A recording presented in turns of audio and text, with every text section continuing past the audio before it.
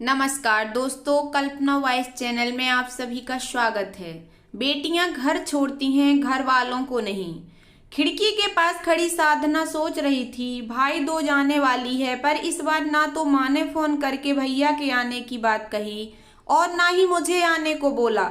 ऐसा कैसे हो सकता है? हे भगवान, बस सब ठीक हो सब कुछ। साधना अपनी सास शारदा जी से बोली, माँ जी मुझे बहुत डर लग रहा है, पता नहीं क्या हो गया, मुझे कैसे भूल गए इस बार। सास ने इजाजत देते हुए कहा, कोई बात नहीं बेटा, तुम एक बार खुद जाकर देखाओ। सास की आज्ञा मिलने भर की देर थी कि साधना अपने पति के साथ मायके आ पहुंची, परंतु इस बार घर के अंदर कदम रखते ही उसे सब कुछ बदला सा महसूस हुआ।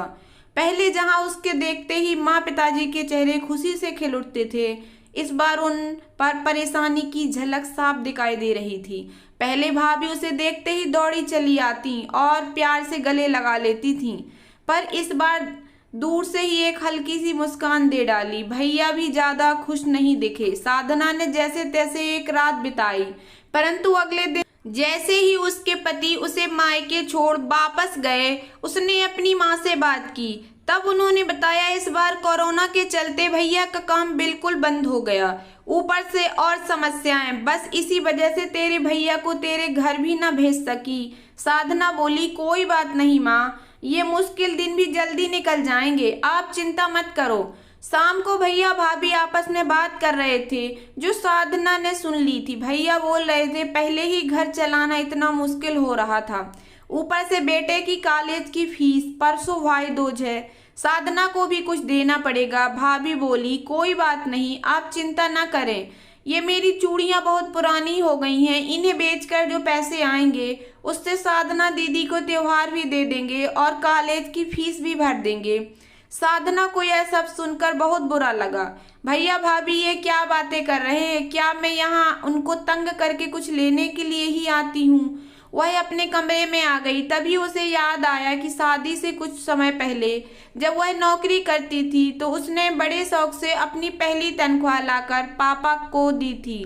तब पापा ने कहा था, ये पैसे अपने पास ही रख ले बेटा, मुश्किल वक्त में काम आएंगे। इसके बाद वह हर महीने अपनी सारी तनख्वाह बैंक में जमा करवाती रही।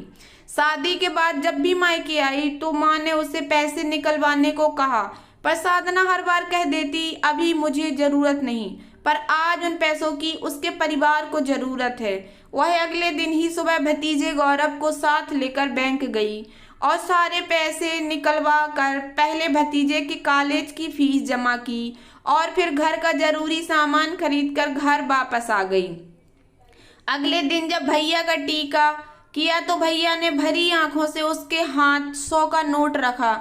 साधना मना करने लगी तो भैया बोले, ये तो सगुन है पगली, मना मत करना। साधना बोली, भैया बेटियां माई के सगुन के नाम पर कुछ लेने नहीं बल्कि अपने माँ बाप की अच्छी सेहत की कामना करने, भैया भाभी को माँ बाप की सेवा करते देख ढेरों दुआएं देने और बड़े होते भतीजे भतीजियों की नजर उतारने आती हैं। जितनी बार मायके की दहलीज पार करती हैं, ईश्वर से उस दहलीज की सलामती की दुआएं मांगती हैं। जब मुझे देख माँ पापा के चेहरे पर रौनक आ जाती है, भाभी दौड़कर गले लगाती हैं, आप लाड़ लड़ाते हो, मुझे मेरा सगुन मिल जाता है। अगले दिन साधना ने मायके से विदा लेकर ससुराल जाने के लिए जैसे ही दहलीज के पार कदम रखा कि भैया का फोन बज उठा। उन्हें अपने व्यापार के लिए बहुत बड़ा ऑर्डर मिला था। वे सोचने लगे, सचमुच बहन बेटियां मायके कुछ लेने नहीं बल्कि अपनी बेशकीमती दुआएं देने आती हैं। जब वे घर की दहलीज पार कर अंदर आती हैं तो बरकत भी अपने आप भीतर चली आती है। हर बहन बेटी के दिल की तमन्ना होती है कि उसका मायका हमेशा खुशहाल रहे और तरक्की करे। मायके की खुशहाली देखकर अंदर एक अलग ही ताकत भर जाती है, जिससे उसके अपने जीवन में पेश आने वाली मुश्किलों का वो डटकर सामना कर पाती है। भैया की आंखों से खुशी के आंसू बहने लगे। तो दोस्तों, कैसी लगी आप लोगों को मेरी ये छोटी सी कहानी?